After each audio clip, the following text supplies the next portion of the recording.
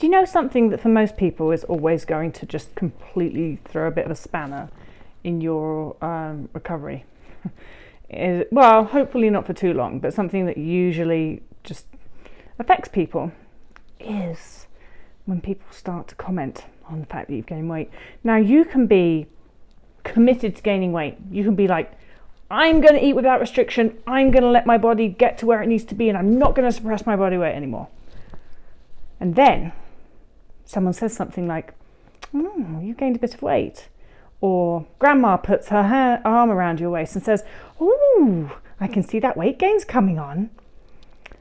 And your brain goes haywire, despite the fact that you're completely committed to gaining weight like you need to do.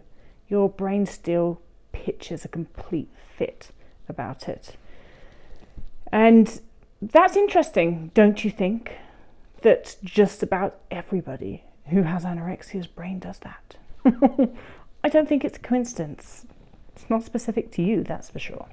So what's going on there? Well, if you think of anorexia, as I do, as a migration response, then what's going on? The reason that your brain is scared of weight gain is because, like, imagine if you were in a famine area and your brain's like, right, my job in life is to migrate and I have to eat very little and I have to move a lot.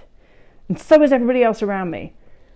If you're gaining weight, that signifies that you're not doing that, doesn't it?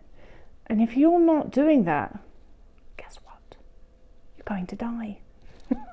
Because you're not migrating.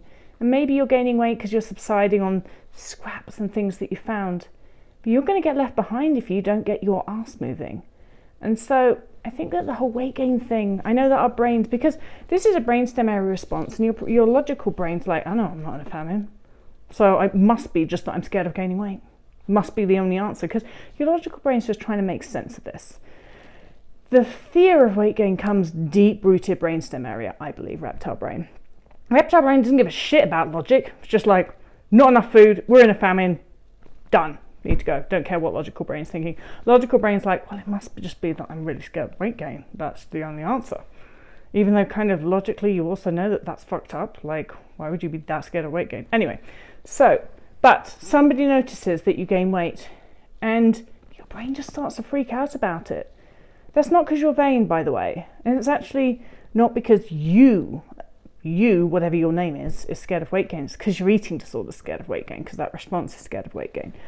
And so someone notices it and you just freak out. And suddenly your brain translates poor little innocent granny saying something like, oh, sweetie, you put on a bit of weight, to you're fat, you've gained too much. That's what your brain says. And, well, that's a problem, isn't it? Because then what happens? So you gained a little bit of weight. Someone says something that they thought was going to encourage you to gain more. And then you freak out about it. And so you start restricting again. You never got to the part where it starts to get good, did you? You never got to the part when your brain stops being scared of weight gain, did you? Because you allowed that little comment to take over your entire brain and make you restrict again. So, what do we do? Well, first of all, don't worry about your brain.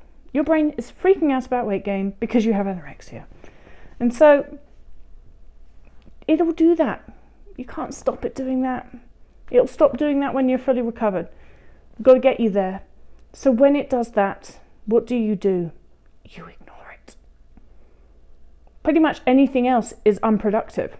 If you even listen to it, if you argue with those thoughts, it's still unproductive. You're wasting so much mental energy, and you are showing your brain that these thoughts are important by giving them mental energy. So show your brain these thoughts are unimportant. You react to those thoughts of, that means I've gained too much weight, by eating more food, not by restricting. That's all you can do. And I know that that goes against everything that you feel like you want to do in that moment, and maybe the day after and the day after and the day after that. But you know what? It's your only choice, isn't it? If you want to fully recover, you have to keep eating, and you do the opposite of restrictive thoughts. So if someone says to you, you're looking better, and your brain, because it's fucked up, translates that to, you've gained too much weight. Like, what is that anyway? What is that? Someone says to you, you're looking well, and your brain translates that to, you've gained too much weight. That's fucked up. That's not normal. That's anorexia. That goes away when you get better because it's not normal. So anyway, we want to get rid of that. And the way that we get rid of that is by continuing to eat and doing the opposite of what that fucked up little anorexia brain wants you to do. So when someone says that, you say, thank you very much. I'll have another biscuit.